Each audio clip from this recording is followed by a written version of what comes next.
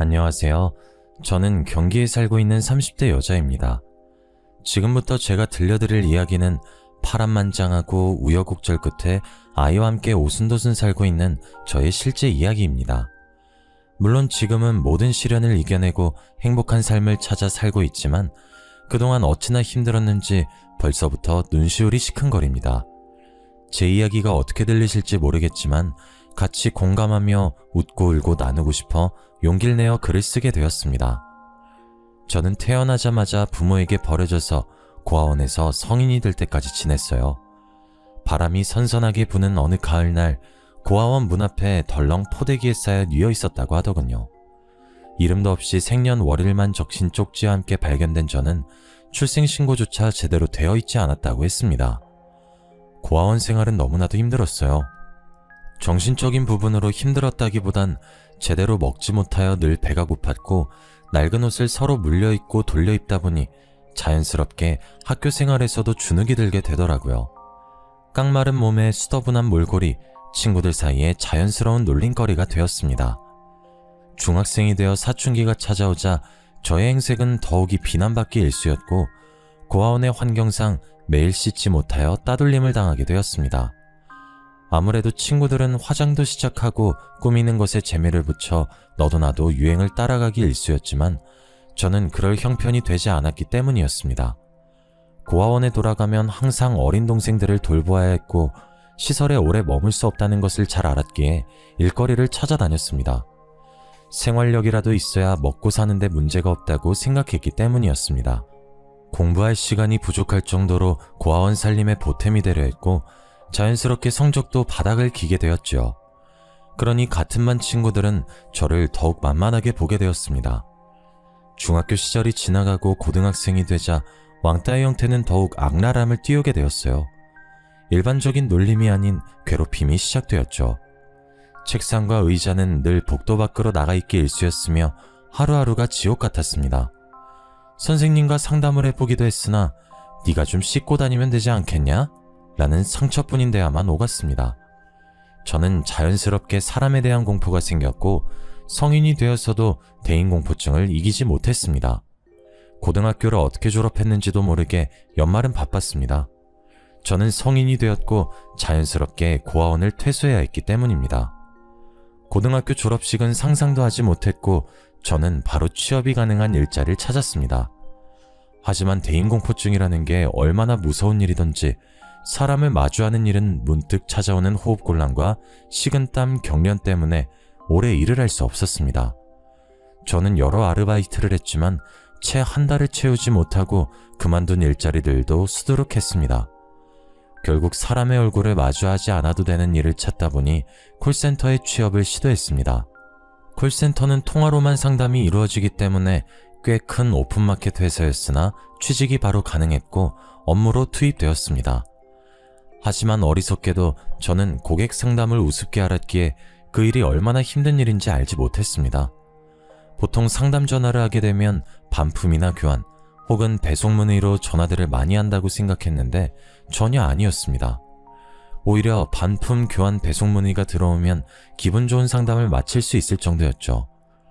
콜센터에서 일해보신 적 있으신 분들은 공감해 주시겠지만 다짜고짜 욕부터 하는 고객님들, 안 되는 걸 되게 해달라는 고객님들, 배송이 늦게 온다고 전액 보상은 물론이고 물건도 오늘 내로 가져오라고 소리 지르는 고객님들까지 아주 다양한 고객들을 마주하다 보니 자연스럽게 저도 감정이 피폐해지더라고요. 일상생활에서 전화 받는 일이 기피될 정도였으니 얼마나 감정노동이 심했는지 짐작이나 가실까요? 성인의 사회란 이렇게나 무서운 것이었나? 학생의 울타리 안에서 보호받을 때가 행복했구나 하며 하루하루를 보냈습니다. 그러던 어느 날 엄청난 진상 고객을 만나게 되었습니다. 상담 전화가 연결되자마자 다짜고짜 소리를 지르며 배송 온 물건이 다 파손되었는데 아이 이유식이었다고 어떻게 할 거냐고 소리를 지르더군요. 아이 이유식이라고 하시니 일단 죄송하다고 말씀드리고 이유식을 교환 처리하여 새 제품으로 다시 보내드리겠다고 했습니다. 그러자 고객님께서 지금 당장 상담 전화 받은 네가 가져오라고 소리를 지르며 너 때문에 우리 아이가 굶고 있다고 하시는 겁니다. 사실 배송은 배송팀에서 하는 업무이기 때문에 상담만 받는 저는 교환이나 환불 처리밖에 해드릴 수 없었거든요. 기계적인 답변이 오가자 고객님께서 기분이 나쁘다고 하시면서 배운 것 없이 멍청하게 살았으니 콜센터 직원이나 하고 있지 않냐면서 파손된 제품 때문에 더러워진 복도도 당장 와서 청소하고 가라고 하더군요. 저는 죄송하다고 빌었으나 고객님의 분노는 쉽게 가라앉지 않았고 결국 해당 전화는 상위 부서로 넘어가게 되었습니다. 저는 멘탈이 완전히 깨지고 얼굴을 본 적도 없는 사람에게 모욕적인 언사를 들었다는 충격에 다시금 호흡이 가빠져오고 머리가 어지러워 쓰러질 것 같은 기분이 들었습니다. 10분 쉬겠다고 말씀드리고 자리에서 일어나 건물 밖으로 나가려는데 머리가 핑 돌면서 무게중심이 쏠리더군요. 이대로 넘어지겠다 싶은 순간 저를 잡아준 한 사람이 있었습니다. 괜찮으세요? 정말 감사합니다. 하마터면 크게 다칠 뻔했네요. 괜찮아요. 저를 걱정스럽게 바라보는 눈빛에 슬쩍 볼이 붉어졌습니다. 어디 다친 것도 아니고 다치기 전에 붙잡아주기까지 했는데 처음 보는 사람이 이렇게 나의 안위를 걱정해주다니. 방금 전 통화에서 받은 상처가 조금 옅어지는 기분이 들었습니다. 마침 음료수가 하나 있다며 저에게 캔 음료 하나를 건네준 그 사람과 건물 앞에서 잠시 이야기를 나누었습니다. 기훈 씨는 옆 팀에서 근무하고 있는 상담원이라고 하였어요. 워낙 대인공포증이 심했던지라 다른 팀원들과 인사도 제대로 나누어 본 적 없었던 저는 기훈 씨를 처음 봤는데도 기훈 씨는 이미 저를 알고 있었다고 하더군요. 나이도 워낙 어린데다가 일도 꼼꼼하게 처리하는 것 같아서 우리 팀으로 왔으면 좋겠다 하고 생각했다고 하면서요. 저는 태어나서 처음 받아보는 남자의 호의에 금방 빠져들고 말았습니다. 서로 전화번호를 교환하고 퇴근 후 한잔하자는 약속까지 금세 잡았죠.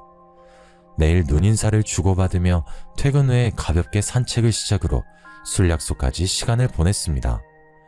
자연스럽게 기훈 씨와 손을 잡기 시작했고 헤어짐이 아쉬워 함께 밤을 지내기도 했습니다. 그렇게 자연스럽게 연인 사이가 되었어요. 남자친구라는 존재는 생각보다 저에게 매우 큰 존재였습니다. 세상이 달라 보이고 아침에 일어나 출근하는 길이 너무나도 새로웠습니다. 콜센터 진상을 만나도 기분 좋게 웃어넘길 수 있게 해준 존재가 바로 기훈 씨였습니다. 집에 가는 게 아쉬워서 기훈 씨와 함께 저의 작은 월세방에서 지내기 시작했습니다. 아침에 눈을 뜨면 자고 있는 기훈 씨가 보였고 출근 전 아침밥을 차려주는 게 그렇게 행복한 일인지 몰랐습니다. 그 사람이 일주일에 두세 번 집에 갈 땐 아쉬워 밤에 잠을 이루지 못할 때도 많았습니다. 이 사람과 함께라면 평생을 맡길 수 있겠다 싶을 정도로 저를 아껴주고 사랑해 주었죠. 저는 이 사람을 철석같이 믿었습니다. 기훈 씨가 피임을 하지 않아도 그저 그 남자의 사랑한다는 말 한마디에 허락해 주곤 했죠. 그렇게 같이 지낸 지 2달이 채 되지 않은 시간이 흘렀을 때 저의 몸에서 이상 신호를 보내더군요. 저는 모든 게 처음이라 그게 무슨 증상인지 몰랐습니다. 약간의 미열과 어지러움, 울렁거림. 저는 감기인 줄 알고 감기약을 먹으며 버티기도 했죠. 그러다 문득 깨달았습니다.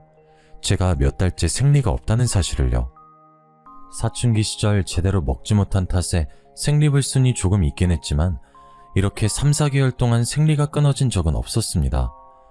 그러고 보니 아랫배가 조금 튀어나온 것 같았고 배꼽 밑으로 길게 선이 올라오는 것이 보였습니다.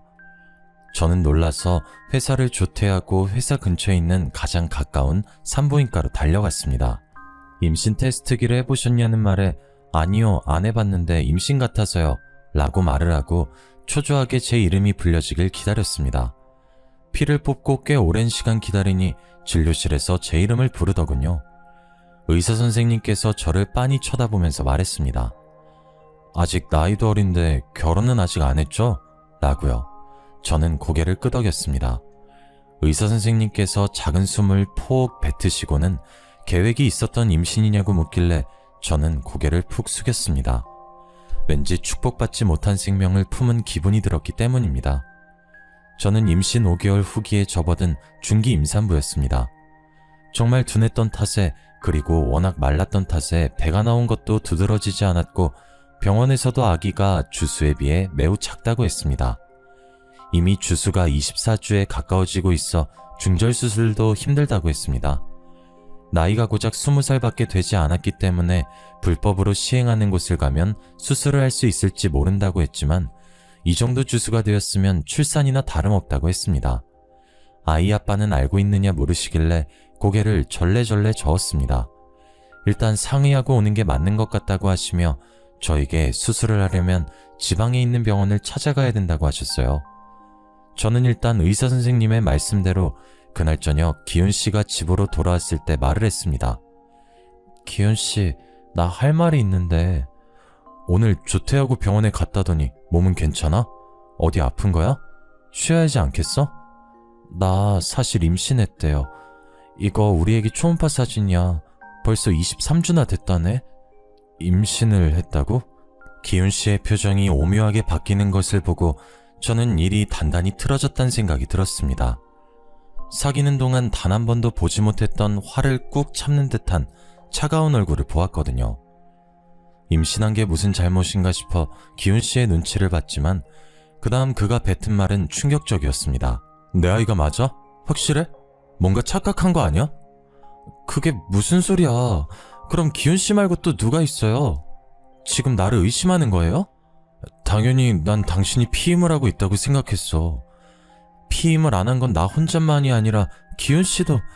당연히 남자는 피임하는 게 번거롭지. 당신이 알아서 잘 챙겼어야 하는 부분 아니야? 그럼 우리 아이는 어떻게 하라는 소리예요? 지금 지우라는 뜻인 거야? 당연히 지워야지. 누구 발목을 잡으려고. 내가 당신이랑 결혼이라도 할 줄 알았어? 저는 정말 한 대 얻어맞은 듯한 충격이 휩싸였습니다. 물리적인 폭력만 없었지 이미 마음도 몸도 만신창이었죠. 그는 저에게 욕을 뱉기도 했고 식탁 의자를 발로 차기도 했습니다. 당장 지우러 가. 나 내년에 결혼할 여자 따로 있어. 다른 여자가 있다니 그건 또 무슨 소리예요? 나 지금 기훈 씨가 하는 말이 무슨 말인지 이해가 안 돼요. 설마 당신 바보야? 멍청한 당신은 그냥 심심풀이 땅콩이었단 소리야. 당신이 아이 지우지 않는다면 난 당신에게 돈 한 푼도 쥐어줄 수 없으니까 알아서 해. 그리고 두 번 다신 연락도 하지 말고. 진료 받는데 이미 주수를 넘겨서 애를 지울 수 없다고 했다고요. 그건 당신 사정이지. 출산을 해서 애를 버리든 아니면 어떻게든 낙태를 해. 회사도 그만둘 거니까 그런 줄 알아. 그렇게 문을 박차고 나간 기훈 씨는 정말 두 번 다신 그 문 안으로 들어오지 않았습니다. 저는 며칠 휴가를 내고 낙태를 할 수 있는 병원을 찾아다녔으나 이미 아이가 너무 커버렸고 낙태를 하기엔 위험이 크다고 거절만 당했죠. 며칠을 쉬고 돌아간 회사에 기훈 씨는 없었습니다. 전화도 받지 않더군요. 문자도 수백 통 남겨보고 전화도 걸어보았지만 일주일 후 그 번호는 없는 번호란 메시지가 뜰 뿐이었습니다. 임신 사실을 안 후 배가 티나게 불러오고 살도 꽤 붓기 시작했습니다. 저는 어쩔 수 없이 회사에 사표를 내고 월세방을 정리한 후 얼마 없는 돈으로 미혼모 센터에 입소하게 되었습니다. 생각보다 저만큼 힘들게 임신을 하고 출산을 강행하는 여성분들이 많더군요. 저는 그곳에서 마음의 안정을 찾기 위해 노력했습니다. 그렇게 아이는 40주를 꼬박 채운 어느 날 우렁찬 울음소리와 함께 태어났어요. 제가 버려졌듯 아이를 두고 나쁜 생각도 여러 번 했지만 작고 소중한 아이가 살겠다고 우는 모습을 보니 차마 발걸음이 떨어지지 않더군요. 저는 그렇게 아이를 키우겠다고 결심했고 몸조리도 제대로 하지 못한 채 일자리를 찾아 나섰습니다. 그래도 나라의 복지가 참 좋다 싶었던 게 출산했다고 출산지원금과 양육수당이라는 게 지원되더라고요. 그리고 미혼모라는 이유로 어린이집 대기도 1순위로 선정되기도 하고요. 정말 운이 좋게도 아이가 8개월이 지났을 무렵 미혼모 시설 퇴소와 함께 어린이집에 자리가 나서 아이를 보낼 수 있게 되었습니다. 어린이집에 종일 아이를 맡기고 저는 일단 닥치는 대로 자빌부터 시작했습니다. 처음에는 상가 근처에서 음식을 배달하는 일부터 시작했습니다. 상가 특성상 점심시간에 백반을 배달시켜 먹는 경우가 많았고 저는 설거지를 하면서 배달 일도 함께하여 시급도 꽤 많이 받을 수 있었습니다. 그렇게 푼돈을 한두 푼 모으면서 눈여겨본 옷들을 하나둘 사모으기 시작했습니다. 처음에는 도매로 떼어온 옷들을 중고물품 파는 곳에 한두 개씩 팔기 시작했는데 반응이 꽤 괜찮더라고요. 그래서 SNS를 이용한 옷 장사를 시작했습니다. 판매 건수가 처음에는 한두 건으로 시작해서 10건, 20건, 100건이 넘어가자 세금 문제도 걸리고 현금 영수증을 요구하는 사람들이 늘어나 저는 본격적으로 창업 준비를 시작했습니다. 아직 20대 초반인 나이라 힘도 팔팔했고 의욕도 넘쳤습니다. 쇼핑몰을 창업하기까지 꽤 큰 돈이 들어갔지만 아이와 살고 있는 반지하 월세방을 창고처럼 이용하며 물품을 팔기 시작했습니다. 그래도 그동안 어깨너머로 보았던 옷들이 큰 도움이 되더군요. 역시 꾸준함과 성실함은 배신하지 않는 걸까요? 2년 정도 지나니 저는 정말 잘 나가는 쇼핑몰 사장님이 되어 있더라고요.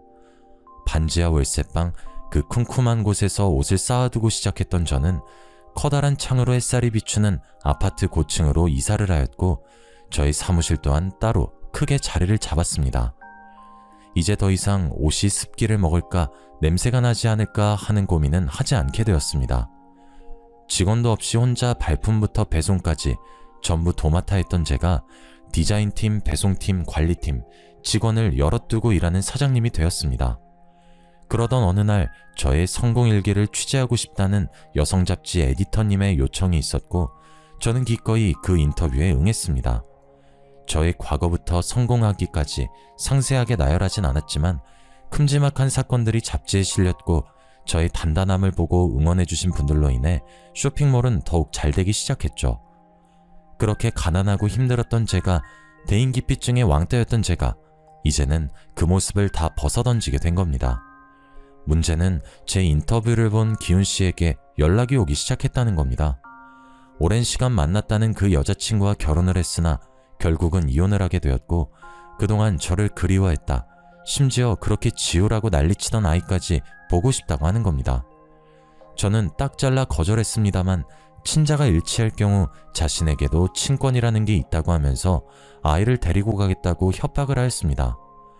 저는 친자 검사에 동의하지 않았지만 법적으로 제재할 수 있는 부분이 아니기에 어쩔 수 없이 친자 검사를 시행하게 되었고 아니나 다를까 기훈 씨의 친자 일치로 결과지를 받아보게 되었습니다. 기훈 씨는 더욱 비열하게 아이를 내놓아라, 여태 너랑 살았으니 이제 나랑 살아야겠다 하며 뻔뻔하게 양육비를 지급하라 하였습니다. 저는 기훈 씨 없이 아이를 낳고 몇 년 동안 혼자 전전긍긍하여 아이를 키웠는데 그간의 보상 하나 받지 못하고 친자가 일치한다는 이유로 이런 요구를 하는 것은 말도 안 된다 하였지만 기훈 씨는 콧방귀를 끼며 친권소송을 걸겠다고 하더군요. 어디 할 테면 해보라고 했습니다. 저는 당당했으니까요. 기훈 씨는 정말로 저에게 소송장을 보냈습니다. 어찌나 어이가 없던지 순식간에 멘탈이 바사삭 부스러지는 느낌이었습니다. 직원들을 퇴근시키고 샘플 원단을 보기 위해 거래처 사장님을 기다리면서 소장을 읽는데 그의 그 극악무도함에 치가 떨려 눈물이 주룩주룩 흐르더군요. 한참을 울고 있는데 헛기침하는 소리가 들리더군요. 거래처 사장님께서 제가 소장을 받고 울고 있는 걸 보고 계셨더라고요.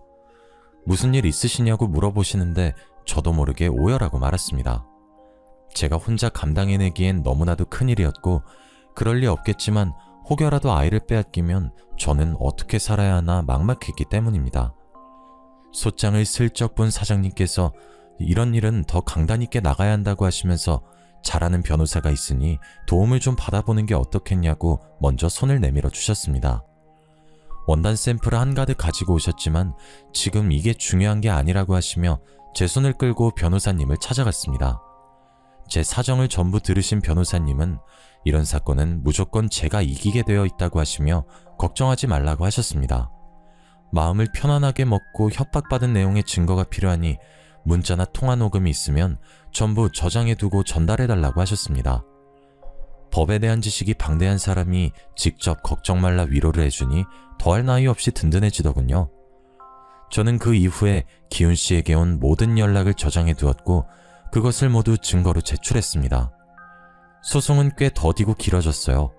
저는 몇 번이고 포기하고 싶었지만 그럴 때마다 거래처 사장님께서 용기를 주셨습니다. 이런 일로 무너지면 아이도 뺏기고 일도 손 놓게 된다고 하시며 여기서 꼭 버텨야 한다고 하셨습니다.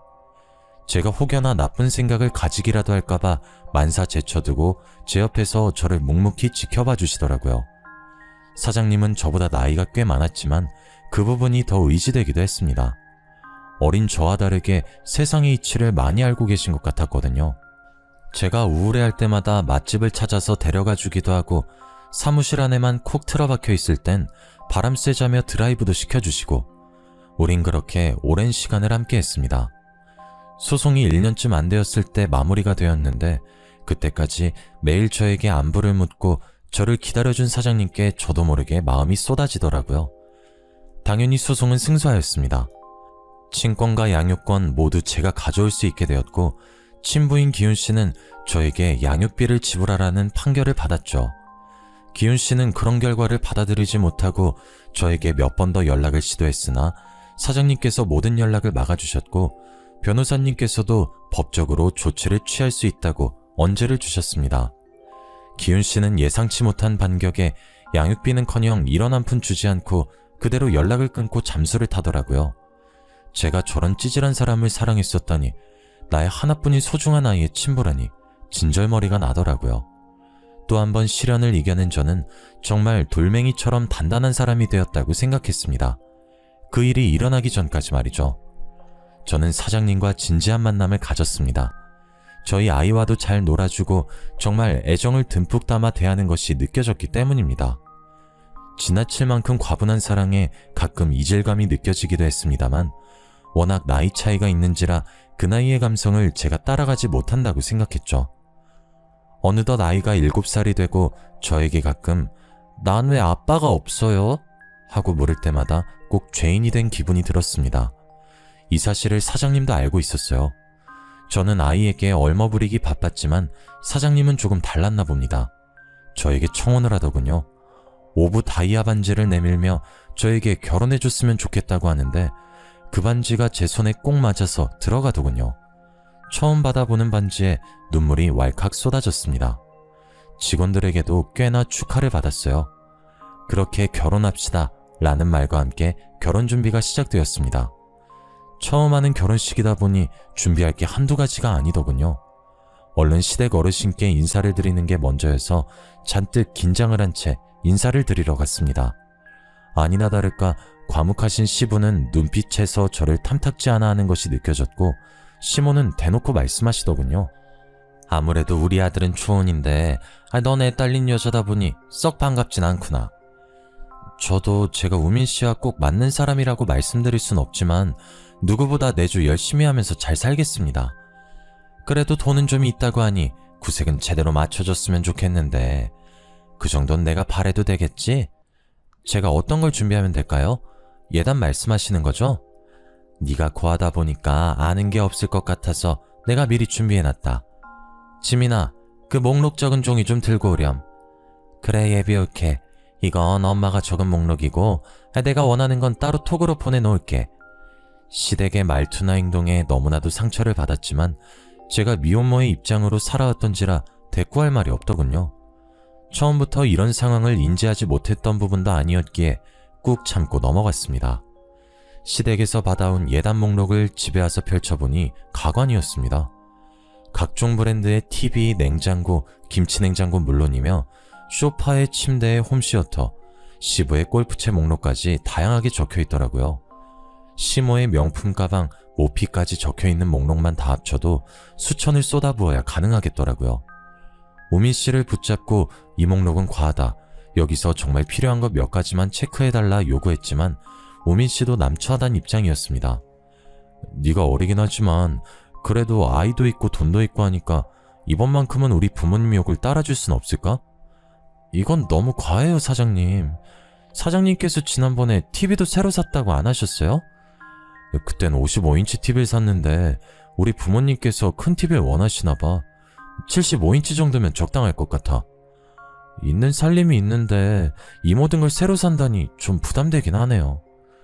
지금 우리 집에 있는 걸 가져오면 되지. 부모님 댁에 새 거 해드리고. 우리 신혼집에 시댁 물건을 갖다 놓자고요? 예단을 줄이고 우리 집에 새 거를 둬야 맞지 않을까요? 어차피 신혼집도 지금 네 집에서 시작할 건데 굳이 우리가 뭘 살 게 있을까? 나 몸만 가면 되잖아. 저는 정말 뭐가 맞는 건지 헷갈리기 시작했습니다. 무난한 결혼 생활을 하려면 부모님께 맞춰야 된다는 말에 수긍이 되지 않았어요. 그동안 혼자 고생하며 이루어낸 모든 것들이 쉽게 빼앗긴 기분도 들었고요. 하지만 사장님의 입장도 있고 저에게 하자 있는 사람이라 이 정도는 충분히 해줘야 한다는 시부모님의 말씀에 저도 모르게 가스라이팅이 되었나 봅니다. 결국 어리석은 저는 그 모든 예단을 들어드리기로 결심했어요. 하지만 예단 목록은 거기서 그치지 않았습니다. 제가 예단을 모두 해드리겠다고 말씀드린 날 신우이에게 톡이 도착했어요. 옳게, 내가 그때 말했던 필요한 목록 보내놓을게. 명품 가방 2개, 명품 구두 3개, 명품 브랜드 정장 2벌, 원피스 1벌, 코트 1벌. 그리고 나 돈이 좀 필요해서 그러니까 1000만 원만 줘. 내가 지금 취업을 좀 해야 할 것 같은데 올케 쇼핑몰 엄청 크더라. 거기에다 한 자리 꽂아주면 좋겠는데. 뭐 일거리 최대한 없는 쪽으로, 월급은 두둑하게. 알지? 원래 가족들은 다 그렇게 꽂아주고 하는 거야. 기다릴게. 저는 톡을 받고 경악을 금치 못했습니다. 명품 가방, 구두, 의류에 현금 1000만 원이라니. 저도 손이 떨려 사지 못한 것들입니다. 너무나도 당당하게 요구하기에 저도 당연하게 거절하였습니다. 지금 말씀하신 부분은 너무 과한 것 같아요. 이미 어머님 예단 목록으로도 충분하다고 생각됩니다. 말씀하신 명품 가방이나 의류들은 저도 비싸서 구매하지 못한 것들이에요. 그리고 쇼핑몰 일자리는 제가 생각해 보겠습니다. 일거리 최대한 없는 자리는 없지만 노력해 볼게요. 어머, 올케? 올케 내가 무섭지도 않은가 봐? 내가 여기서 어깃장 놓으면 결혼 무르게 될걸? 내가 억 단위를 요구한 것도 아니고 고작 1000만 원의 가방옷 몇 개잖아. 그거 다 해야 3000만 원도 안 될 건데. 올케네 쇼핑몰 그 정도는 벌지 않아? 잡지엔 뭐 매출이 몇십억대라고 하던데. 매출이라는 건 순이익을 말하는 게 아니라서요. 직원들 월급에 상품 사입에 관리까지 하려면 남는 게 많진 않아요. 그건 내가 알 바 아니니까 내 말 무시하지 말고 꼭 준비해줬으면 좋겠어. 백화점 갈 때 같이 가고. 답장 안 할게. 저도 모르게 한숨을 푹 쉬었습니다. 직원들 중 하나가 사장님 프로포즈 받고 얼굴에 수심이 깊어지는 것 같다고 하며 걱정까지 하더군요. 직원들의 사기를 꺾는 것 같아 오히려 미안한 마음이 들었습니다. 다 같이 잘해보자 커피 한 잔씩 돌리고 걱정하지 말라고 당부하며 우민 씨에게 전화를 걸었습니다. 우민 씨, 신우이한테 연락이 왔는데 나한테 명품 브랜드 가방이랑 옷 몇 개, 그리고 현금으로 1000만 원을 달라고 하더라고요. 얘기 들었어. 일단 내가 지금 좀 바쁘니까 나중에 연락할게. 우민 씨는 예단 목록에 대한 이야기가 나오면 자리를 피하기 일쑤였습니다. 아무래도 가운데서 이러지도 못하고 저러지도 못해 답답하겠죠. 저는 오히려 저런 우유부단한 사람을 더 믿고 의지해야 하나 싶기도 했습니다.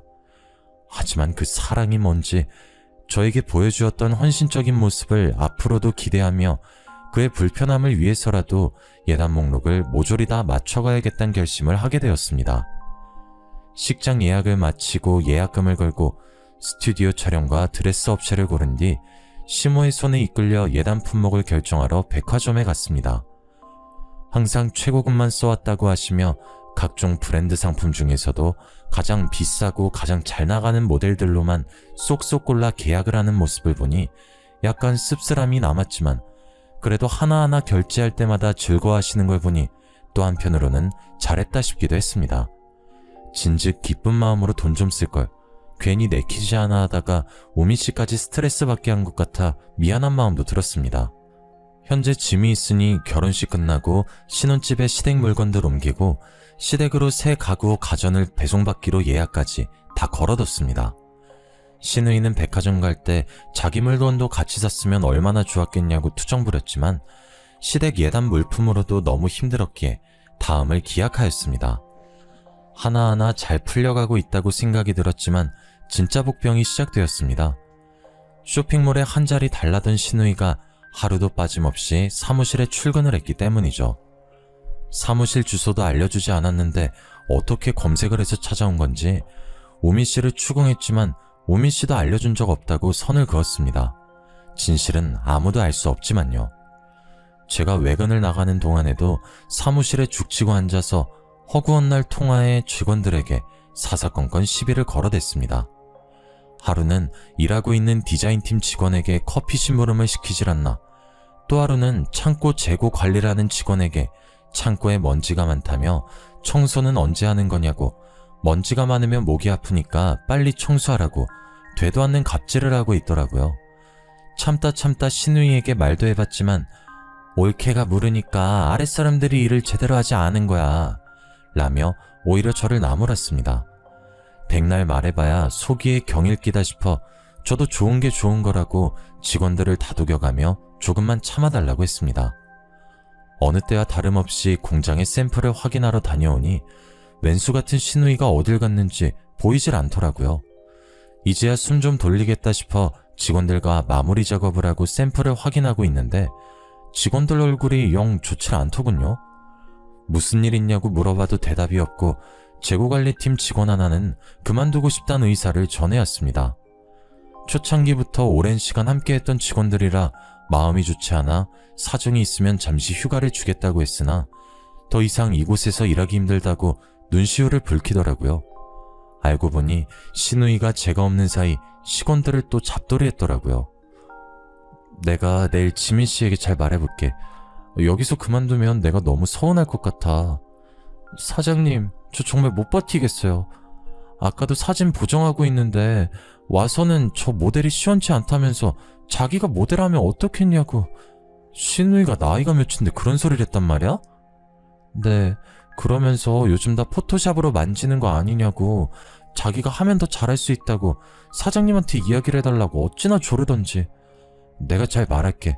더 이상 사무실 오지 말라고도 할게. 응? 조금만 기다려줘. 이미 여기서 월급 받고 일하는 거라면서 자기한테 대들지 말라고 이제 사장 가족이라고 그러던걸요? 저 못하겠어요 정말. 저는 정말 머리가 지끈 아팠습니다.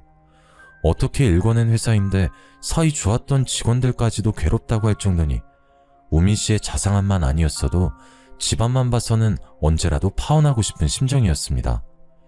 퇴근 시간이 다가와서 직원들을 보내고 사무실에 혼자 앉아 장부를 보고 있는데 장부 내용이 약간 이상했습니다.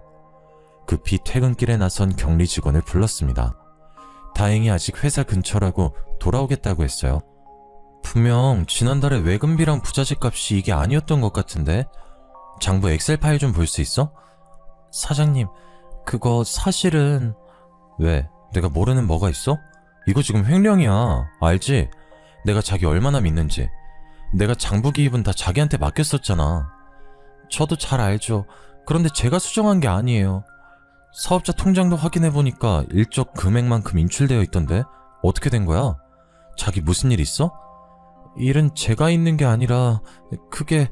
그냥 속 시원하게 말해봐. 우리 둘밖에 없잖아. 그거 사장님 신우이분이 한 짓이에요. 격리 직원의 말은 그랬습니다. 제가 신상품 준비를 위해 요즘 들어 외근이 잦았던 건 사실입니다. 제가 자리를 비운 사이 직원들에게 갑질을 했고 하다못해 격리 직원의 컴퓨터에 앉아 엑셀 파일을 열어보고 있더랍니다.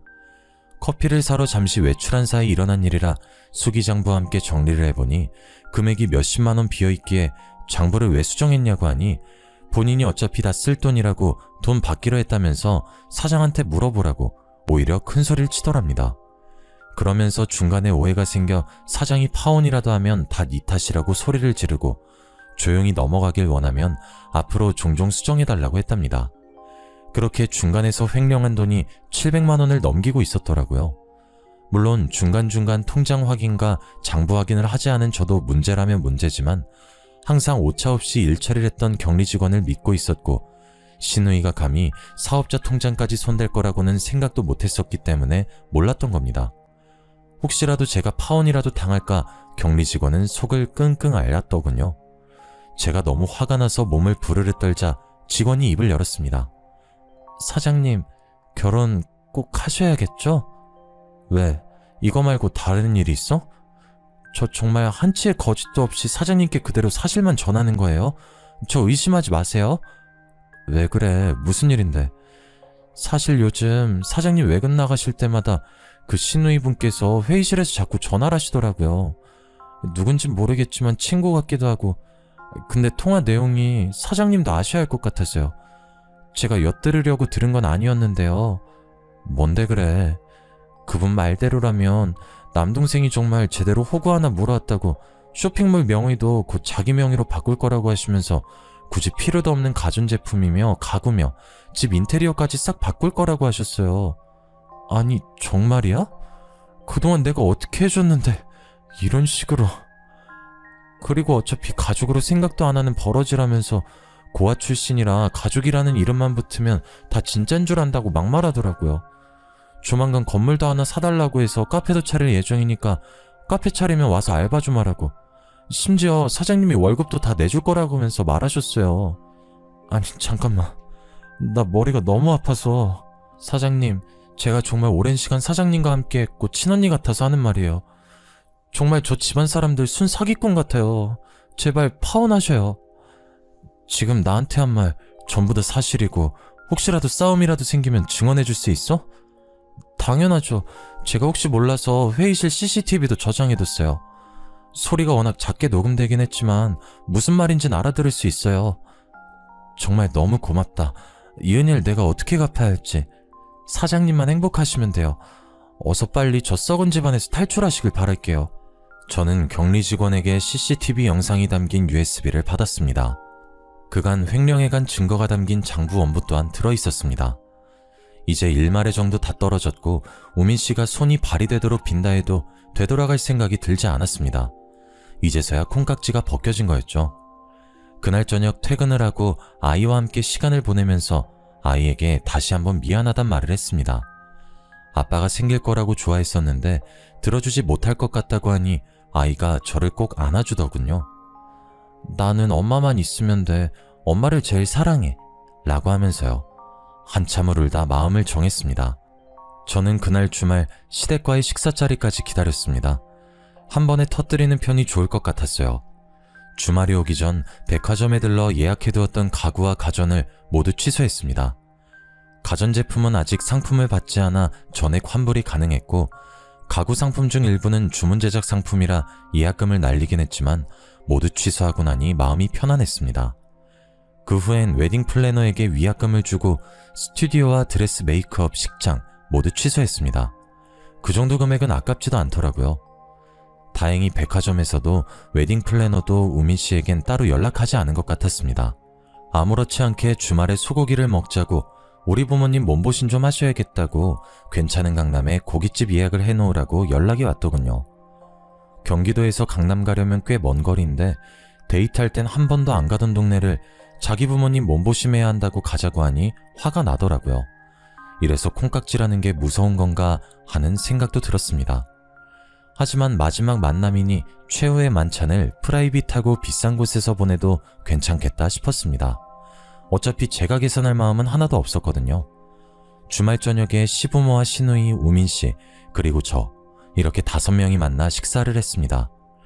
1인분에 10만원에 달하는 고기를 어찌나 추가하던지 돈 100만원 넘게 나올 텐데 속 깨나 쓰리겠다 싶었어요. 배가 불러오자 시모가 이야기를 꺼내더라고요. 예, 내가 이 동네에 좋은 자리를 하나 받았는데. 어떤 자리요? 에휴, 답답해라. 고아라서 그런가 말귀를 척척 알아듣질 못해. 무슨 자리겠어? 부동산이지. 직원이 전해주었던 카페 이야기를 하더라고요. 아무튼 값이 좀 나가긴 하지만 너야 능력 되잖니? 우리도 노후 좀 즐기고 싶고 우리 명의로 카페 내서 직원 쓰면서 관리나 하고 싶어서 말이야. 그래서요? 뭐가 그래서요야? 네가 돈 좀 내라 이거지. 보증금 2억에 인테리어까지 하고 다달이 나갈 월세, 관리비, 직원 월급 그것 좀 마련해놔. 저는 더 이상 참을 수 없었습니다. 얼굴에 물이라도 끼얹고 싶었지만 그건 꾹 참았어요. 티끌 하나 잡음 없이 깔끔하게 처리하고 싶었습니다. 전 더 이상 못하겠네요. 우민 씨랑도 결혼하지 않겠습니다. 제가 저 말을 했을 때 그 가족들의 표정을 사진으로 어찌나 남기고 싶던지 다들 벙찐 얼굴로 저에게 모든 시선이 꽂히더군요. 저는 눈도 마주치지 않은 채 식사 자리를 정리했습니다. 제가 준비했던 예단들은 당연히 이미 취소했고요. 결혼 준비했던 모든 것들 위약금 물고 해지했습니다. 웨딩 플래너에게 연락하셔도 좋아요. 당신 나랑 한마디 상의도 없이 이게 무슨 짓이야? 내가 이래서 못 배운 애들이랑은 상종하는 거 아니라고 했잖아. 그깟 돈 좀 번다고 유세 떠는 거야? 네가 뭐가 잘나서 파혼이야? 그 입 다무시죠? 지민씨, 그동안 저희 회사 공금 횡령한 증거 다 가지고 있습니다. 제가 이걸로 소송이라도 걸면 어떻게 배상하시려고요? 뭐라고? 그동안 알차게도 조작하셨던데 저희 유능한 직원이 이중장부로 관리해두고 있어서요. 회의실에서 통한 CCTV 내용도 가지고 있습니다. 야, 너 그거 불법 촬영 아니야? 아무 말이나 막 하지 마시고요. 호구를 물어왔다고요? 쇼핑몰 명의도 바꾸고 카페도 차릴 거라고요? 누구 마음대로요? 시모의 날카로운 시선이 신우이를 향해 가자 신우이가 이를 그르쳤다는 생각이 들었는지 눈꼬리를 확 내리더군요. 그거야 그냥 가족 되는 거니까 그렇게 하면 어떨까 싶어서 한 말이지. 친구랑 통화하면서 뭐 내 생각도 말 못해? 그게 생각만으로 끝나지 않으니까 문제죠. 제가 미혼모라 하자 있다고 고알아서 배운 게 없다고 하셨죠 그동안? 그걸 뭐 또 그렇게 마음에 담아두고 그래? 그냥 주책 맞게 한 소리지. 배운 게 없고 하자 있는 사람이라 제 맘대로 하려고요. 더 이상 우미씨랑 결혼 준비 못하겠고요. 앞으로 저희 사무실에도 찾아오지 마시고요. 혹시라도 저한테 연락한다거나 절 찾아온다거나 하면 경찰에 바로 신고하고 고소 준비할 테니까 그런 줄 아세요. 그 가족들 모두 아무 말도 못하고 우물쭈물해 있는 사이 저는 가방을 들고 일어섰습니다. 제가 파혼하는 마당에 계산까지 해야 할까요? 제가 먹은 건 별로 없지만 잘 먹었습니다. 그렇게 저는 뒤도 돌아보지 않고 그 자리를 박차고 나왔습니다. 속으로 어찌나 통쾌하던지 얼른 집에 가서 아이랑 치킨이나 시켜 먹어야겠다고 생각했습니다. 집에 도착해서 치킨을 주문하고 아이랑 같이 기다리고 있는데 벨이 띵동 울리더군요. 치킨인 줄 알고 문을 열었더니 우민씨가 있었습니다. 분명 찾아오지 말라고 경고했는데 우민씨는 이 상황이 도리어 화가 나는지 저에게 다짜고짜 소리를 지르더군요. 저도 지지 않고 맞서 싸웠습니다. 아이 앞에서 할 행동은 아니지만 저도 눈에 보이는 게 없었거든요. 세상 물정 모른 거 걷어줬더니 이게 무슨 짓거리야? 우민씨가 뭘 모르는 거지. 내가 왜 10살이나 많은 늙은이한테 시집가면서 재물까지 갖다 바쳐야 돼? 뭐가 어째? 내가 찾아오면 경찰에 신고한다고 했지. 찾아오지 마. 너만 신고하는 게 아니라 니네 누나도 횡령죄로 깜빵살이 시킬 거니까. 알았어? 이게 오냐오냐 하니까 누가 누굴 오냐오냐 해. 당신이 나 호구라고 하고 다닌 거, 돈 때문에 나한테 들러붙은 거 이미 다 알고 있어. 사기 결혼으로 모든 위약금부터 스토킹 신고까지 당하고 싶지 않으면 당장 꺼져. 저는 그대로 문을 쾅 닫았습니다. 두어 번 벨을 더 누르는 소리가 들리고 문을 쾅쾅 두드리는 소리까지 났지만 제가 받아주지 않으니 집으로 돌아간 것 같았습니다. 다음날 출근을 하여 직원들에게 그동안 있었던 일에 대해 솔직하게 말하고 진심으로 사과했습니다.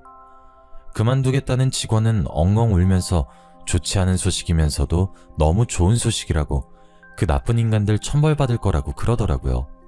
격리 직원은 아침부터 편의점에 가서 혹시 찾아올지도 모르니까 다 같이 소금이나 뿌리자고 소금 한 봉지를 사왔더라고요.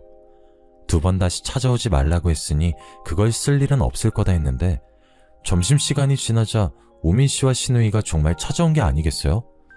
당장 꺼지라고 소리 지르고 직원들은 경찰에 신고하겠다고 엄포를 놓고 대치하는 상황에서 정말로 격리 직원이 소금을 푹 찢어버리더라고요. 신우이와 우민씨 얼굴에 정면으로 소금을 확 뿌리면서 사기죄랑 횡령죄가 얼마나 무서운 건지 아냐고 당신네들 당장 변호사 알아보라고 했어요. 정말 사이다 한 캔을 원샷한 기분이었습니다. 소금을 탈탈 털어내며 고소당할 게 정말 무서웠는지 모두 묻어주면 2번 다시 찾아오지 않겠다고 약속하더라고요. 변호사 공증이 필요하면 공증까지 받겠다. 대신 CCTV 영상과 장부 기록은 지워달라고 하길래 평생 나타나지 않으면 그 일이 밝혀지지 않을 거다라고 서로 합의했습니다. 그 일이 생긴 뒤로 저는 남자라면 아주 치를 떨었습니다. 근 몇 년 동안은 일에만 매달렸던 것 같아요. 직원들과는 더욱 돈독해졌고 제 나이는 30을 넘겼습니다. 체력적으로 힘이 붙이는 것 같아 배드민턴이라도 쳐볼까 하는 마음에 동네 동호회에 가입을 했고 매일 퇴근하고 오후에 배드민턴을 치곤 했습니다. 동호회에 속한 사람은 대략 30여 명이었는데 알고 보니 동호회 전통이 한 달에 한두 번 주말에 봉사활동을 가는 거였어요. 저는 아이와 시간을 보낼 겸 몇 번 거절했지만 수차례 거절했던 터라 저는 민망해서 안 되겠다 싶어 주말 봉사활동에 참가하겠다고 했습니다.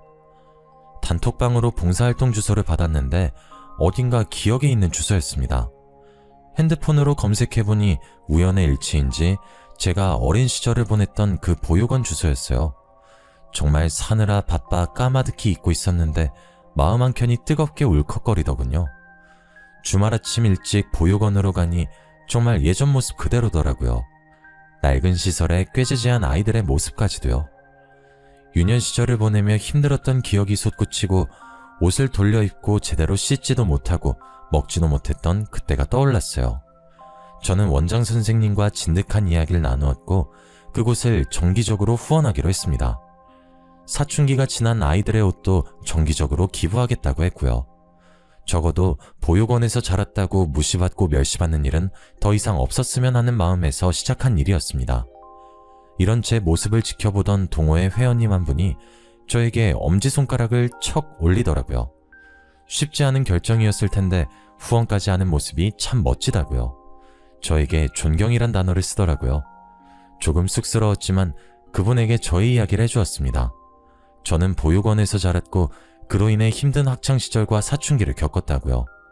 더 이상 저와 같이 마음이 아픈 아이들이 없었으면 하는 마음이 든다고 덧붙였습니다. 그러자 그분도 아주 놀라며 저에게 말하더라고요. 지금 봉사활동으로 온 곳은 아니지만 본인도 보육원 출신이라고, 저의 말에 충분히 공감이 간다고 하며 보육원 출신이란 이유로 무시받았고 결혼도 번번이 무산되었다고 했습니다. 저희는 그때 처음 서로의 눈을 마주보게 되었습니다. 말로 뱉지 않아도 느껴지는 그런 통함이 있었다고나 할까요? 제 이야기가 너무 길었던 것 같아요.